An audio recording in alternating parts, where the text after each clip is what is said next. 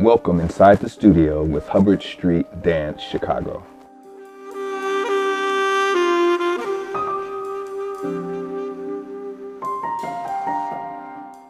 Normally when I go into a creative process, I like to have like a third of the work created because it kind of settles me and I don't get too nervous.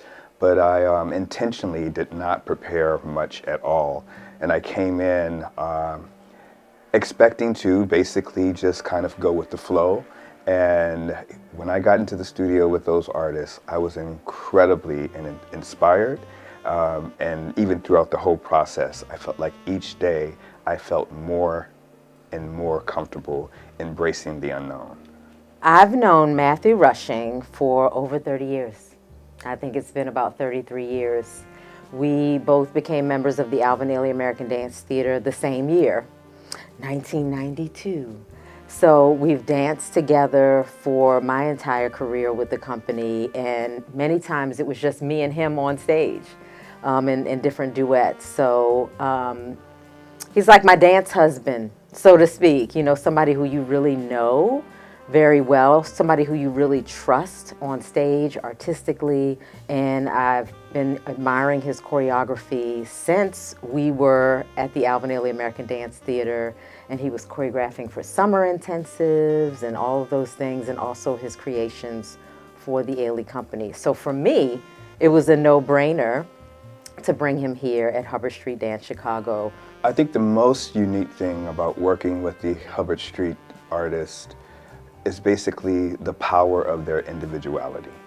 Each dancer is so comfortable with who they are and what they have to bring and offer to the process. The balance of their individuality with their openness gives me that inspiration I need to create something out of nothing. There's a generosity, there's a beauty within each artist that is incredibly inspiring. And it's one of the things that I look forward to each day.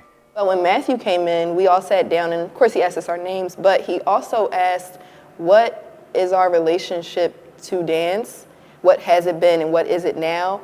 And that immediately showed me that he didn't just see us as dancers, he saw us as humans with a past, and I feel like he was very interested in how our past and present got us to where we are today in this dance journey. There's so much more to our stories than just what we're capable of doing with our bodies. Like the push and pull with dance, it can be so frustrating but so fulfilling at the same time. So just saying that and being like, this is what it is also really special, and him having open arms to all of our experiences and leaning into it, but also helping us maybe come out of that like rut of it.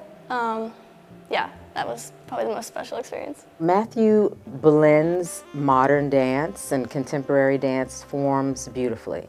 And one thing that I love about Matthew's work is that he is a born storyteller. So whatever he has to convey to the audience, they're going to get it in a very spiritual and intentional way. Originally, I wanted to call the ballet Triad. That came from, I recently created a work, Sacred Songs, for the Alvin Ailey American Dance Theater. It was in tribute to our signature work, Revelations. In this work, I had a trio of dancers that loosely resembled the Holy Trinity. And because the ballet was so huge, I couldn't really focus that much attention on this trio. I had to complete the whole work. But as I came over to Hubbard Street, I really wanted to take that idea of the trio and expound on it.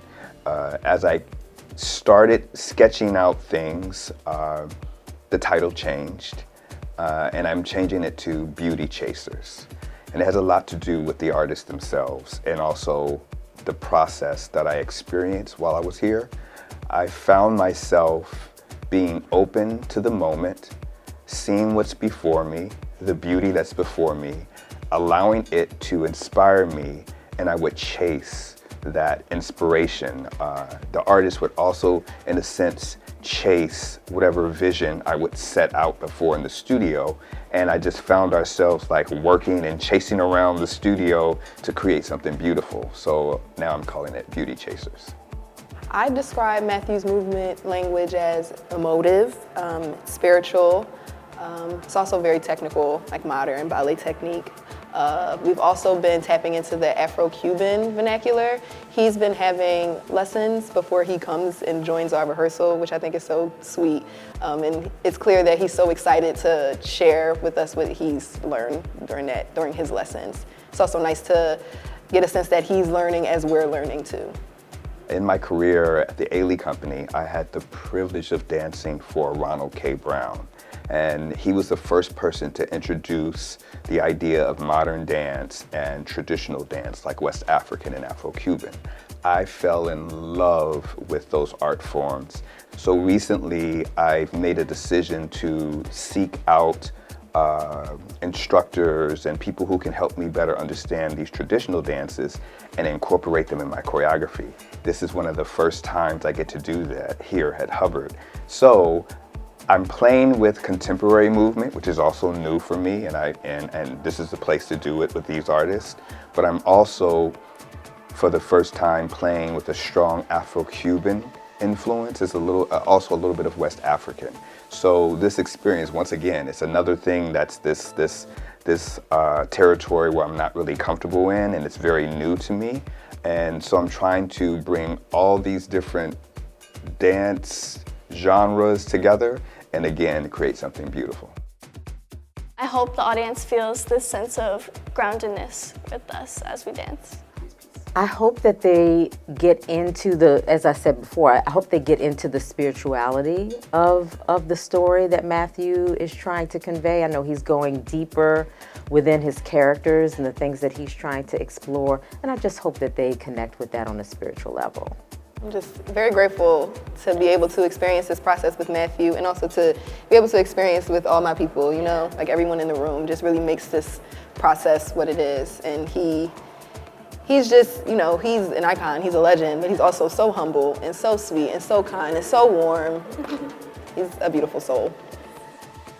During my time here with Hubbard, there was a lot of newness, a lot of situations where I am stepping away from the known and stepping into the unknown. And one of the things that I know I'm going to take away from this experience is the courage to continue embracing those moments. As a choreographer, it's very vulnerable. You're always taking risk, and you're taking risk in front of thousands of people. Being bold enough to really allow things to naturally evolve. It's something that I'm going to stick with. Normally, I don't think I would have gone down that path if I hadn't had this opportunity, but I'm learning to embrace it.